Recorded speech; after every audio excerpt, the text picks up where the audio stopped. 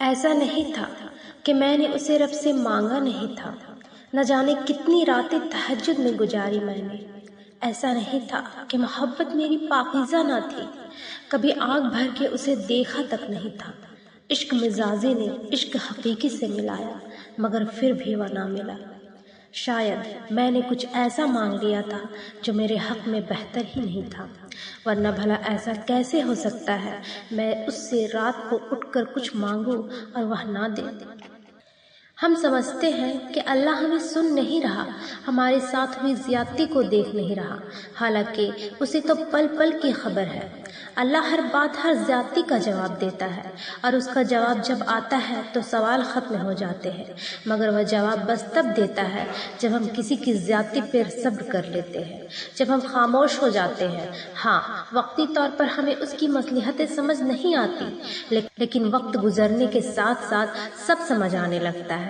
اس کی رحمتیں، اس کا غضب اس کی پہچان ہے، اور سب سے بڑھ کر یہ کہ اس کی محبت کی کوئی مثال نہیں۔ اس کی محبت اس پھول کی خوشبو کی طرح ہے کہ جسے دیکھا نہیں جا سکتا، بس محسوس کیا جا سکتا ہے، اور جب اسے محسوس کرنے لگو گے تو ساری الجھنیں سلجھنے لگیں گی۔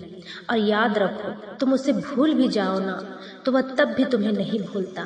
قرآن میں اس رب کی باتیں پڑھو گے تو عقل دنگ رہ جاتی ہے کہ یا اللہ اتنی محبت مجھ سے، یا اللہ میں اس قابل بھی نہیں۔ اور بے شک جب وہ راضی ہو جاتا ہے تو ساری کائنات جھولی میں لا کر رکھ دیتا ہے۔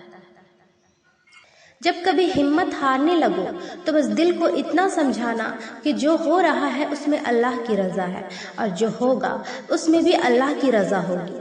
پتہ ہے ہم بے سکون تب ہوتے ہیں جب ہم اللہ پہ اس طرح سے یقین نہیں رکھتے جیسے رکھنا چاہیے، پھر ہمارا دل بے چین رہتا ہے اور ہر چیز بے معنی سے اور اداس سے لگنے لگتی ہے۔ اس لیے ایک لمبی سانس لو اور گزرا ہوا اچھا وقت یاد کرو، اور اگر یاد کرنے کو گزرا ہوا اچھا وقت بھی نہ مل رہا ہو تو آنکھیں بند کر کے ایک دفعہ ان تمام مراحل پہ نظر دوڑاؤ جن پہ اللہ نے تمہیں تمہارے کہنے سے پہلے ہی سنبھال لیا تھا۔ اس کی نعمتیں یاد کرو، اس کی حکمتیں یاد کرو، اس کی طاقتیں یاد کرو، رات کا دن میں اور دن کا رات میں بدلنا یاد کرو، اور آخر میں اس کا وعدہ یاد کرو کہ ہر مشکل کے بعد آسانی ہے، ہر اندھیری رات کے بعد چمکتا ہوا سویرا ہے، اور اسے اپنے قریب محسوس کرو۔ بھول جاؤ کہ کوئی شرق تک کا بھی فاصلہ ہے، بس بے ساختہ ہونٹوں پہ اس کا نام طاری کر لو، پھر دیکھنا یہ شرق کا فاصلہ بھی ختم ہو جائے گا، اور وہ کیسے سکون بن کر تم میں سما جائے گا۔